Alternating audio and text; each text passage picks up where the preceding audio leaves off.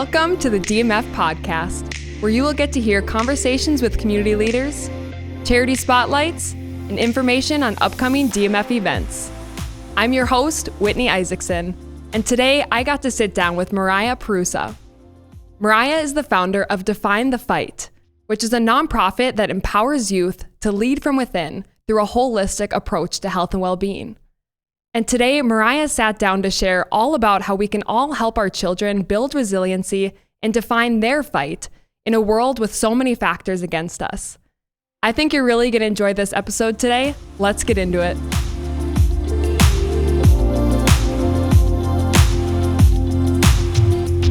Well, welcome, Mariah, to the podcast. We are so excited to be sitting down with you today. Thank you for having me, Whitney. When you reached out, I was like, yes, this is great because I know DMF does amazing things within our community and outskirts. So to be on the show is truly a blessing. So thank you. Yes, there's so many people in the community that are just shining lights everywhere. And we'd love to just bring all these amazing people in and pick their brains and share with everyone like all the amazing things that they're doing. So we're super excited today to talk a little bit about what Mariah does and all the information that Mariah stores up in her brain, because I'm excited to learn from you.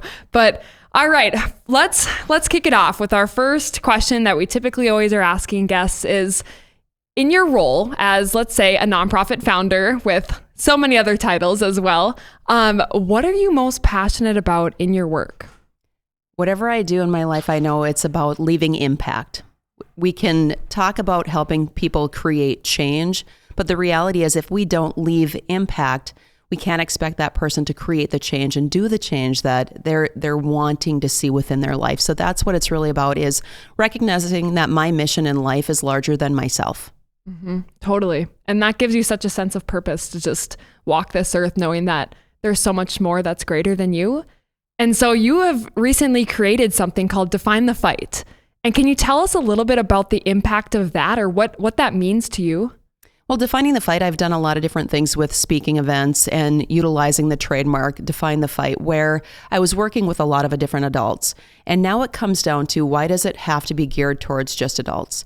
Our children right now are falling into different stats, not in a positive manner, where it's time for us to make sure that we're laying the footwork on helping them create stronger resiliency, mindset, and health. So Defining the Fight, it's all about empowering children to lead from within. And how do we do that? We teach them with appropriate skills. So going into working with mindfulness and meditation, teaching them how to go into sacred silence where, okay, how can I trust within myself what I'm feeling? How can I navigate through those emotions on top of the cultivate to grow? We're getting kids to plant seeds. 25% of children have never planted a seed. So now we want to teach them how to plant, grow their own food, and how it reflects or transfers towards themselves on their body. If you're feeding a plant, you can see how it grows. Now, how do you feed yourself and see mentally, physically, spiritually, emotionally, how does that impact yourself? On top of self-defense training and then effective leadership. We're trying to build leaders, but if we're not applying and teaching them the tools, how do we expect them to be successful in life? Mm-hmm. Yeah. So a lot of avenues there. And I'm curious, how did this passion for empowering kids to lead from within begin? Is there a story with that? Well, there's a lot of stories, right? So we don't have all day, but a couple of them would be the fact of being a community partner with the Fargo Police Department. That was huge and instrumental in regards to working with youth that really needed additional mentors. So I taught them self-defense training. They would bring them in once a week. Kids would come in from all ages, and I'd hear a lot of different stories. I would see children that were struggling in that storm. Prime example, there were a couple of kids where I noticed they were cutting. And we spoke about, why are you cutting? Let's talk a little bit more about this. Let's figure out where the damage is on the seed. So that really led to more and more understanding that there's a need.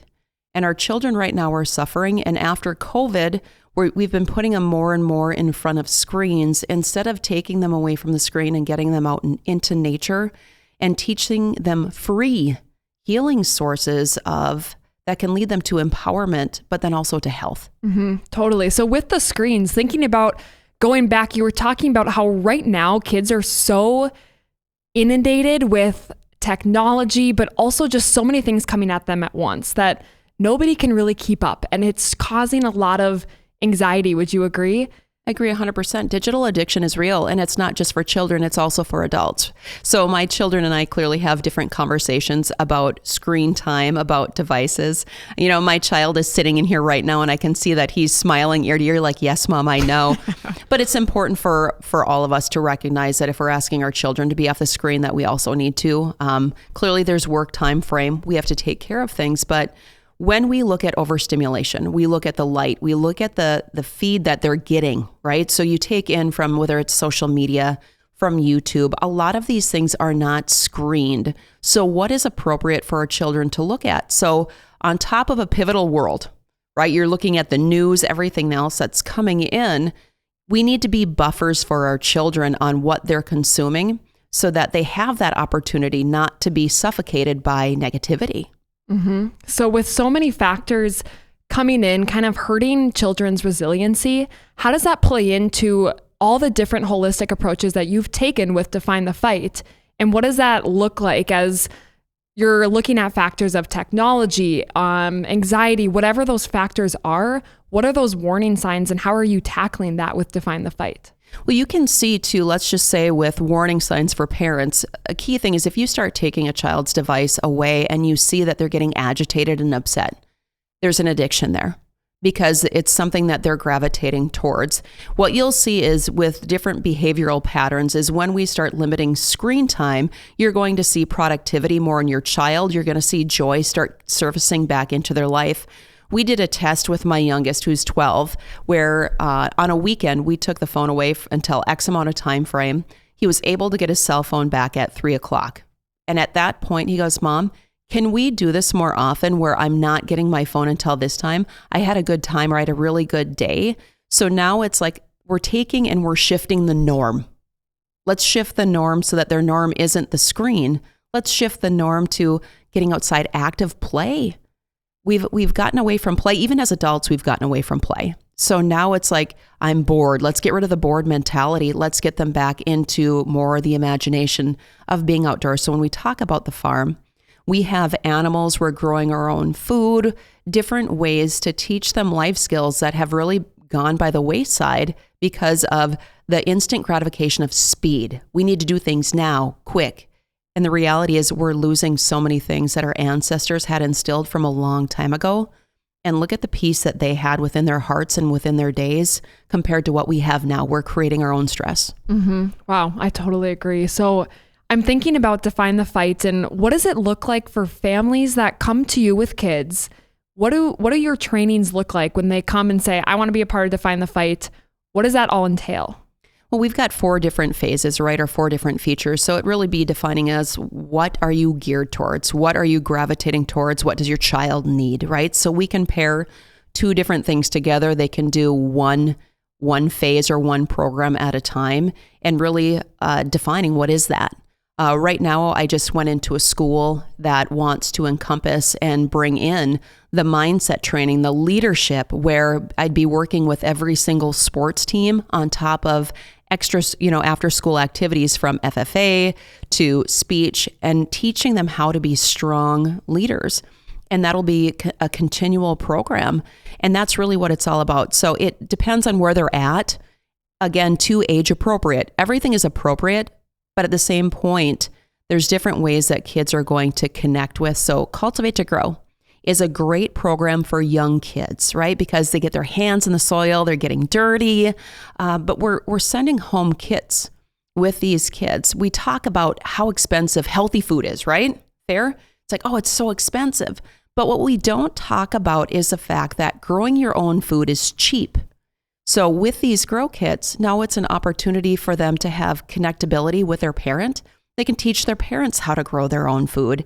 And now there's active conversation too within that family where there might have been a void previously. Mm-hmm. Wow. So I'm thinking too about just the high levels of the alarming statistics we're seeing around anxiety, depression, all the things. Do you have any practical tips for parents that you would help to give them to navigate these different areas? I think the key thing is teaching your kids, first and foremost, right? Put the screen down, but have active conversations with your children on how are you feeling, right? What does that look like instead of good, fine, okay. We all need to improve on those areas, on helping them grow to communicate.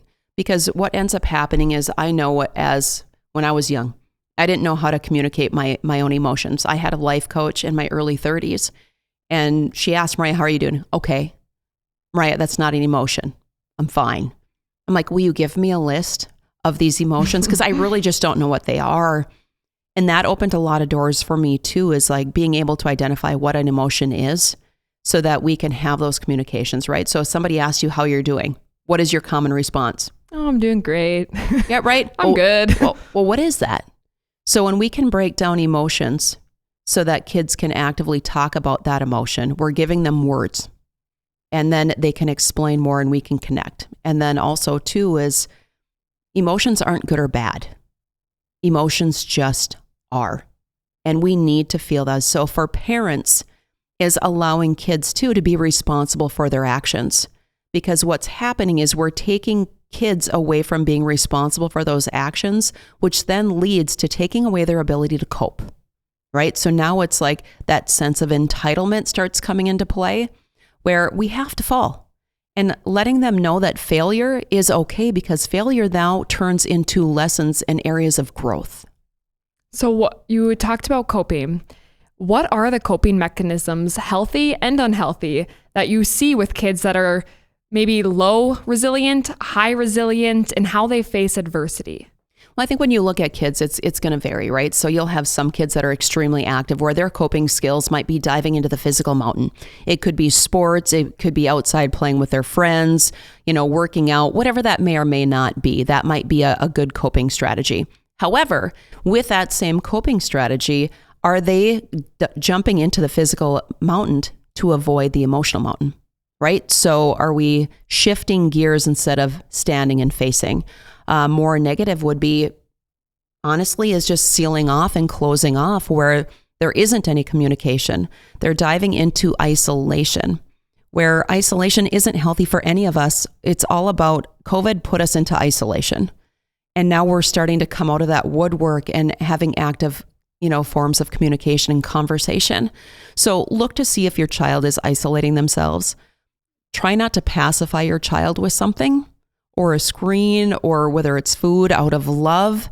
Because when you're talking about stats about kids, this is the reality in 2020.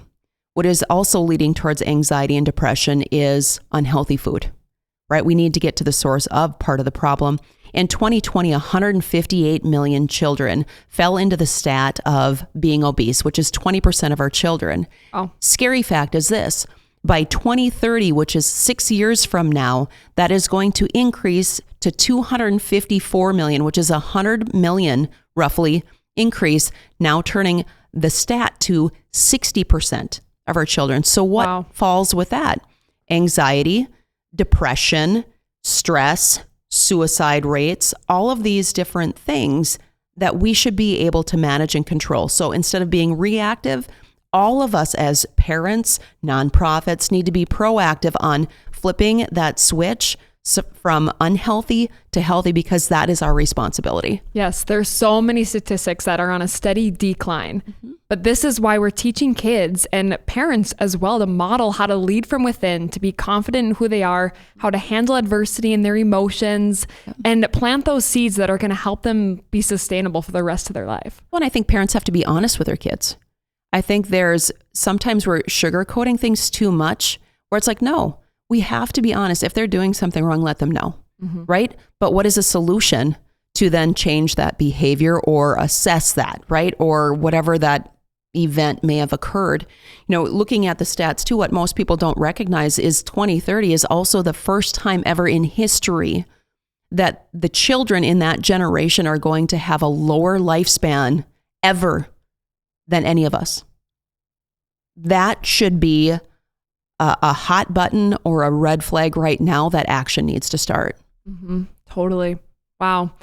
I'm just amazed by how much you know about raising resilient kids, really. And just your work with Define the Fight and how that's really cultivating resilient kids. Would you agree? And that's the goal, right? At the end of the day, we are in such a different state. Whether people look at what's going on in the world as political, it's far deeper. It's far deeper than that. And we have to be responsible of being mentors for our children in an upcoming pivotal world. And what does that look like? None of us know. But what can we do to be proactive? And, when we look at assets, we don't want to say our children are our assets, right? But at the same point, they are our most valuable assets. So how are we going to invest in them? And if we don't invest in them, somebody else is going to, and it's not going to be the rate or the area that we really want them to navigate through.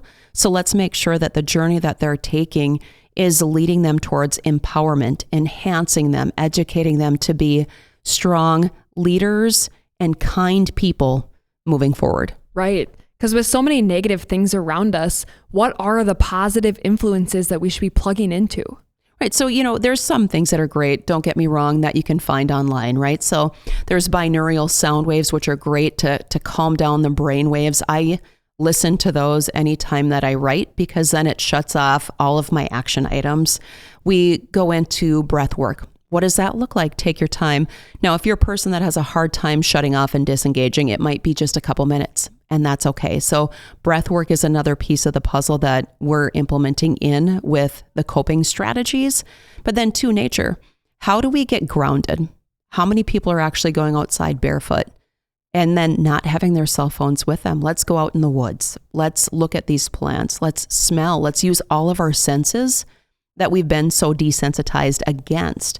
And now it's like, wow, all of these things are actually beautiful. And we're taking a lot of the things in front of us for granted because we're just not opening that door of accessibility because we're only seeing one way. It's time to go back to the old ways. And people are like, well, Mariah, it was slow. It was this. Yeah, but you know what? They had it right. They had it right. People were growing their own food. They were canning their food. And now people call them preppers, right? What's wrong with prepping your own food? You know what's in it. And when we look at chemicals and all of those different things, so we have not only digital, but we have the chemicals in our environment that are also damaging, right? So social media damages because not just from screen time, but the way that people can behave on social media, whether it's bullying, whether it's words, whether it's videos that are posted. I never had to face that because clearly I'm not a spring chicken, right? I'm an older generation. We didn't have that. And I'm grateful we didn't because I don't know what our generation would have been like if we had all of these different distractions in front of us. So now let's take them back. Let's go outside and build forts.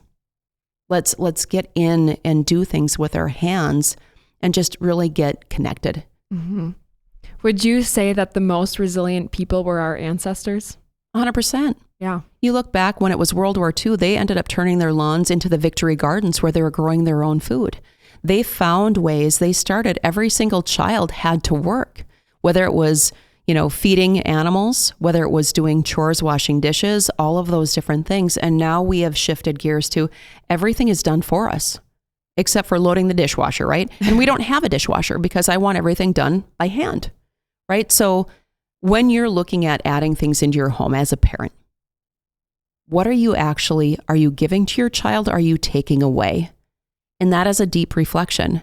So if you're adding things for convenience, oh, we don't have to do this, or is it helping or is it not? Do your kids know how to wash dishes? Mm-hmm. Do they know how to do their own clothes? Are they mowing the lawn? My youngest, I just got on our riding lawnmower or zero turn and was teaching him how to mow lawn. So I want my children, and hopefully everybody else listening to this podcast wants their children to be able to have those different pieces instead of the checklist of going from high school, right? This is your checklist for college.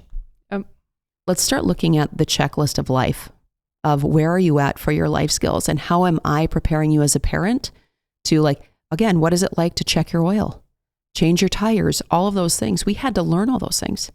And now it's like missing forms of art, or I don't want to say common sense because they're not until they're taught, right? So Officer Bloom, or former Officer Bloom, he had a great line, was more is caught than is taught. So they need to have those experiences because then when you're hands-on, now you're learning. Mm-hmm. Yeah, we tend to like to be very comfortable versus uncomfortable. Yeah. And so when you think about parents, I liked what you said about, are you giving to your child or are you taking away? Are you giving them the opportunities to be uncomfortable, to learn, to grow, to lead from within and be resilient? Or are you making it easy for them so they stay comfortable and almost kind of feel defeated? There's no confidence then. Right. And the thing is, kids want to be empowered. So if you can teach them a skill and now they start owning it, or a chore, they might not like it. Okay, let's be honest. They might not like it. But at the end of the day, they're going to appreciate it down the road. When I was growing up, when I was young, I was 5, my sister was 7, my oldest sister was 9. My mom was in an extremely bad car accident where we didn't think she was going to live. And at that point, she had a brain injury where she reverted back to a child. My dad worked on the road, so my grandma stayed with us during the week. We were in charge of, during the week, of doing all of the dishes and feeding all of the cattle in the morning and at night, right? Ages 9, 7, and 5. How many kids can say that they're feeding, 40 or 50 head of cattle, carrying 5-gallon buckets at a young age? But we did it because we had to. But looking back now, I wouldn't change a thing, because it's like, I learned the importance of a strong work ethic. Mm-hmm. Wow. And you also have an MMA background. And I'm kind of curious just a little bit about how that has shaped you and how you look at how to tackle life like you're tackling MMA. MMA kind of fell into my lap. It wasn't something that I was on my bucket list. It just happened. And with MMA, I didn't realize the different things that would stem from it. All were great for the most part, right? But at the same point, I learned a lot about myself and I learned a lot about others. And through MMA, a lot of individuals would ask, Mariah, how are you empowering women when you're getting into a cage and you're fighting? I don't understand that concept. And I said, how do you not understand that concept? I'm curious. I said, because what we're doing is, it isn't necessarily about the physical fight. It's about the lead up to the fight and the level of commitment to self in training mentally, physically, nutritionally, all of those different components that happens before you get into the cage. And I said, what most people don't recognize is at the end of the fight, win, lose, or draw, you are hugging your opponent and you have the strongest respect for that person because you know what they went through too. We've got a 6-week fight camp, and in MMA, you're looking at 3 to 5 hours a day of training leading up to the fight on top of a weight cut. Right? So my hardest weight cut was cutting 11 pounds in 24 hours. Now I did it. It wasn't easy, but I knew that I wasn't going to fail. We have a contract, I committed, and I had to make sure that I hit that. So it led to other individuals and other women looking at, okay, I want to do this, or man, right? Looking at strength, looking at resilience. The key thing is I started at the age of 36 training to fight, right? Most people train it in their teens or in their early 20s, but I wanted something more. So for individuals who are listening to your podcast is this: never settle. Don't sit in your car, strap the seatbelt on in life and put it in cruise control. You're not done yet. So it doesn't matter what age you are. Shoot for the stars. Test where is your red line. And if you want something, go get it. The notorious Les Brown motivational speaker said this. He said, the most wealth or untapped wealth is found in the cemetery. For the unwritten books, the business is not started, the songs unwritten, all of those different things. Now think of all of the different talents that you have within you. And if you are leaving them untapped, you're really disservicing other individuals that can learn and grow from that. So go big, man. That's where you define the fight. Until you define the fight, how do you expect to win the fight? Mm-hmm. And that's what life is all about. Mm-hmm. So how are you helping kids learn how to commit and do hard things and really define what their fight is? Well, it really all depends on what are their goals, right? So let's define what a goal is. We can set all of the different goals, right? Or kids can set all of the different goals in the world, but if they don't have a level of commitment, they're never going to achieve them. So you have to commit to achieve. Now, with that, it's talking about the mindset. And let's just say I'm going to use an athlete for a prime example, or I'm going to use my son, right? Is when we're talking about sports, all right? So we'll use baseball. If you strike out, you struck out. You're not going to be batting 1,000, right? So where can you improve in other areas? So A, play defense.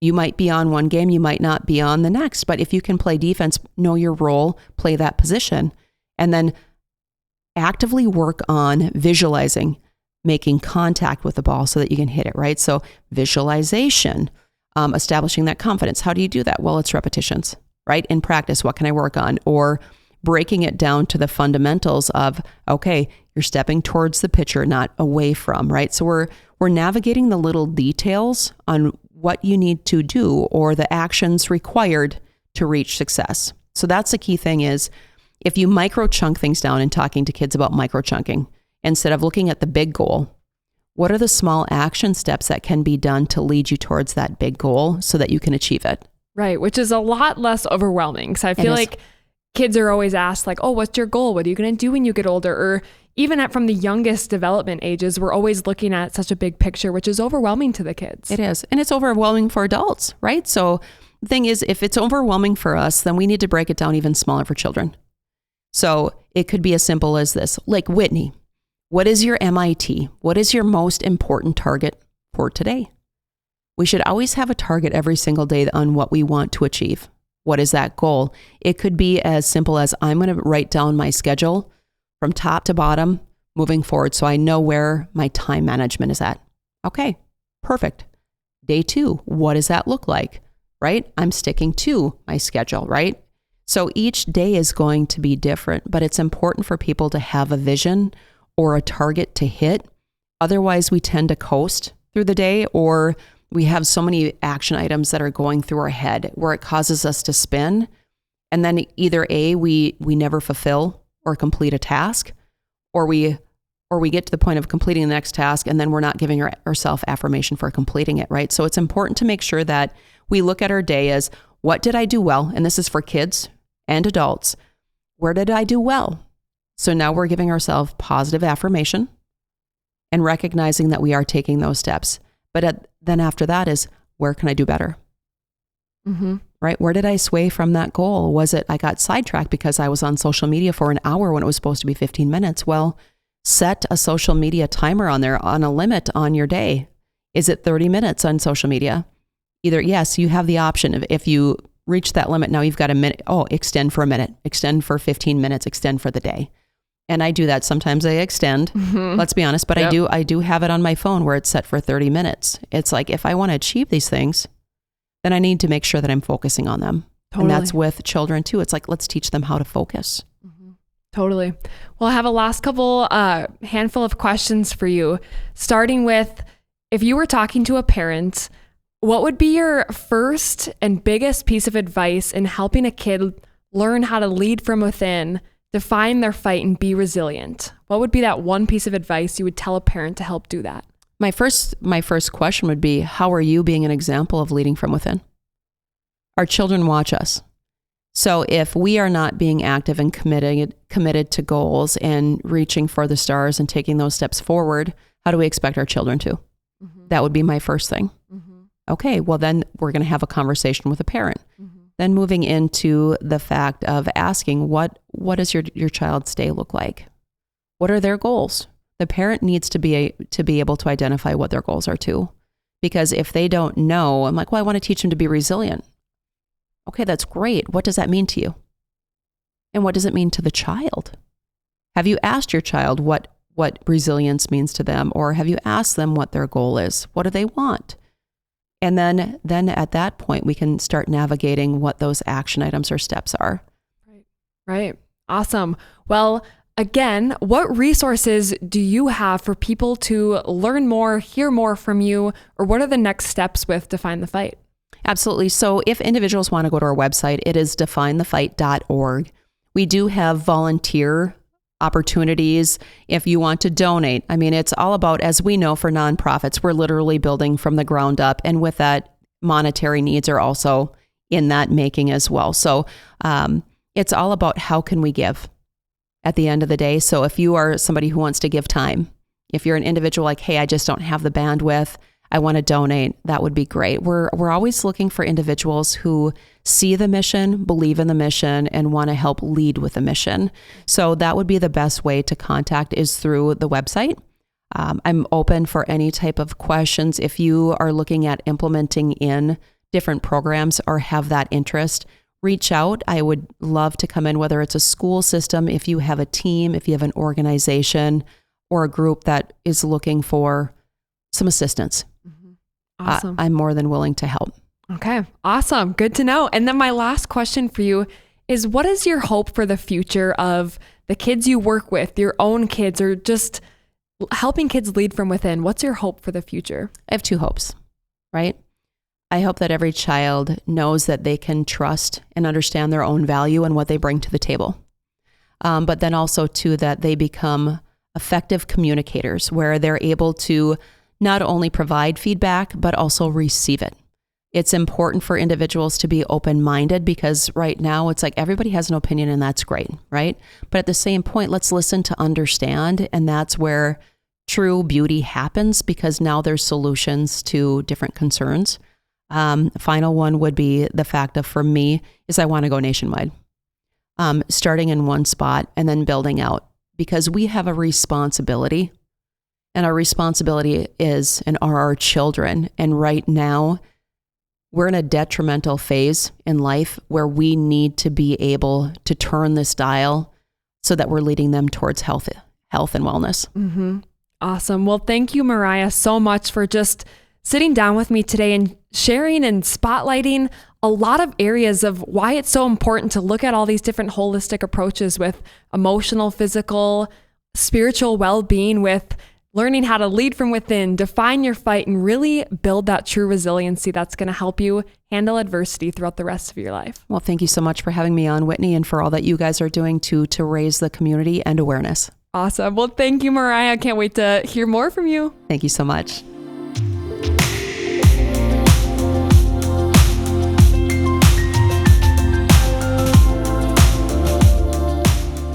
What a great conversation today with Mariah, getting to learn about how to tackle life like being an MMA fighter. I love it. So awesome.